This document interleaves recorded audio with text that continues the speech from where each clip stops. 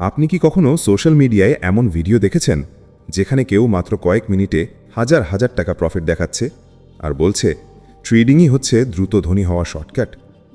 যদি দেখে থাকেন তাহলে আজকের এই কথাগুলো আপনার জন্য খুবই গুরুত্বপূর্ণ, কারণ এই দ্রুত ধনী হওয়ার স্বপ্নটাই আসলে অনেকের জীবনে সবচেয়ে বড় ফাঁদ হয়ে দাঁড়ায়।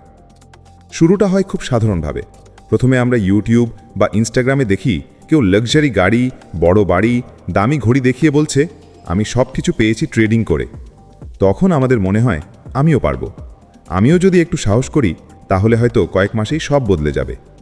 এই আশাটাই মানুষকে সবচেয়ে আগে আটকায়। ট্রেডিং নিজে খারাপ কিছু নয়, এটা একেবারে বাস্তব একটি স্কিল। কিন্তু সমস্যা হয় যখন এটাকে শর্টকাট টু রিচ হিসেবে দেখানো হয়। বাস্তবতা হলো ট্রেডিং কোনো লটারি নয়, এটা একটা প্রফেশন।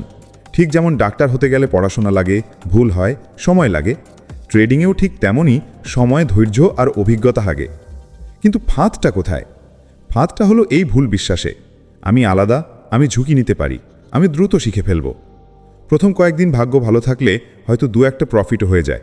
আর এই অল্প প্রফিটই তখন মানুষকে ভেতরে ভেতরে বলে, দেখেছো আমি পারি। এখান থেকেই শুরু হয় অতিরিক্ত আত্মবিশ্বাস। এরপর মানুষ ধীরে ধীরে রিস্ক বাড়াতে থাকে। ছোট ক্যাপিটাল থেকে বড় ক্যাপিটাল, 1 লট থেকে 5 লট, 1 ট্রেড থেকে 10 ট্রেড। আর তখনই আসে সেই দিন যেদিন একটি ভুল ট্রেড একসাথে সব কিছু শেষ করে দেয়। কয়েক মাসের পরিশ্রম, কয়েক বছরের সঞ্চয়, সব একদিনেই উধাও। সবচেয়ে বিপজ্জনক ব্যাপার হলো এই সময় মানুষ হেরে যাওয়াকে মেনে নিতে পারে না।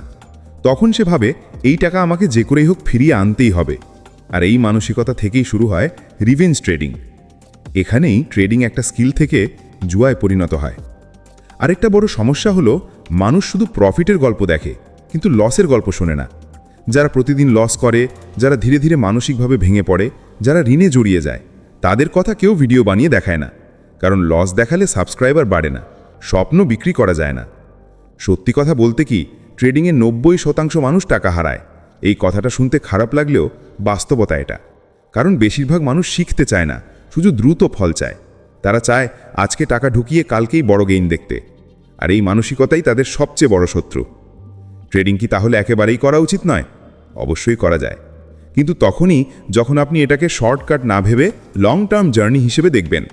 যখন আপনি প্রথমে শেখার জন্য সময় দেবেন, কাগজে ট্রেড করবেন, নিজের ভুল বুঝবেন, নিয়ম বানাবেন, ডিসিপ্লিন তৈরি করবেন, তখন ট্রেডিং ধীরে ধীরে একটা আয়ের সোর্স হতে পারে, কিন্তু রাতারাতি কোটিপতি হওয়ার রাস্তা নয়।